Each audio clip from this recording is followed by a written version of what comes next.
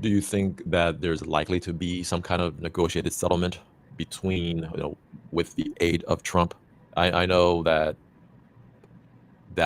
those terms may be very favorable to Russia, but do you think that that's likely the result?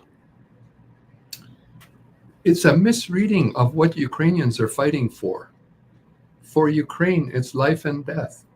It's not, cut off a piece of geography and let's all go home. What did all these guys die for?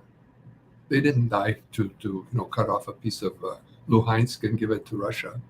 They're dying because uh, their their thing is it's our land. You invaded. Now get out. That's what the thinking is in Ukraine. And there's no sense. Despite what might be said in the West, there is no change in view. Like um, it's a blow that Trump was elected in the sense to Ukraine in the sense that there's more uncertainty about whether he will come to Ukraine's aid, and judging by the people he's appointing to his cabinet, there's every reason to believe that the aid is not going to be there.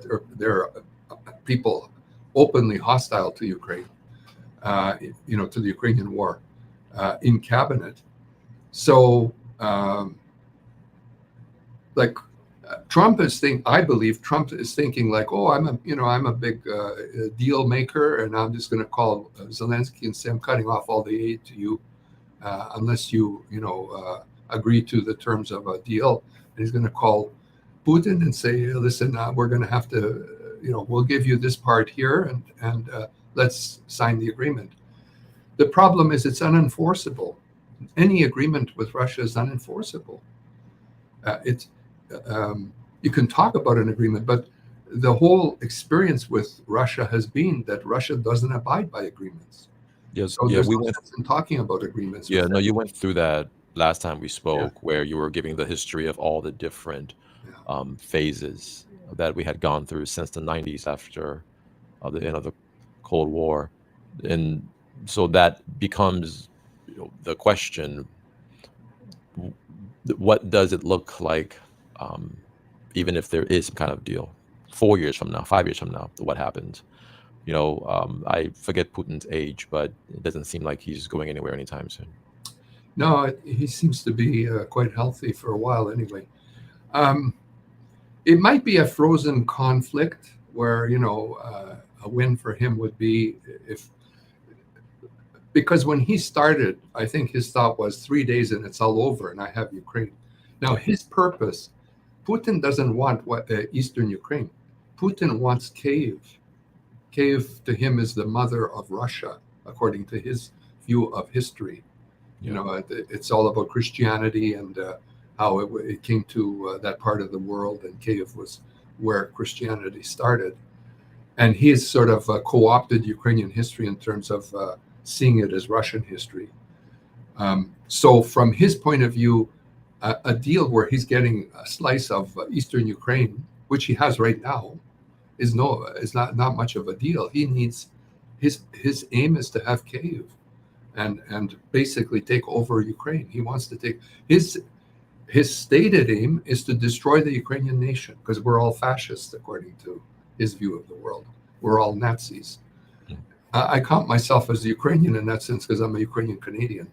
Yeah. Um, so his view is let's just destroy the whole works because they're not Russians. They are Russians. They're not Ukrainians. They just don't understand that they're Russians. So so giving him a piece of Luhansk or Donetsk or Crimea, I don't think will satisfy what he wants. He may agree to such a thing as a temporary measure because it's been a strain on the Russian economy, and he may be at the bottom end of his resources for a while. But the best that will do is postpone the conflict for a few years before it goes again. So my view is the way the conflict has to resolve is I think there has to be a change in Russia in terms of the way that country sees itself in the world and how it views the rule of law and international obligations, etc., which is a difficult thing to bring about. Yeah. But meanwhile, China's viewing what's going on and thinking about Taiwan. North Korea is thinking about South Korea. And, we've got this building tension in Asia, which I think will all be looking at what happens in Ukraine. I think the answer really boils down to this. The solution to this problem is in Ukraine. And it's a problem for not only, NATO, but also for Asia. And basically, it's a global issue. The way Ukraine and the Russian invasion of Ukraine is resolved will resolve how things go in other areas of the world.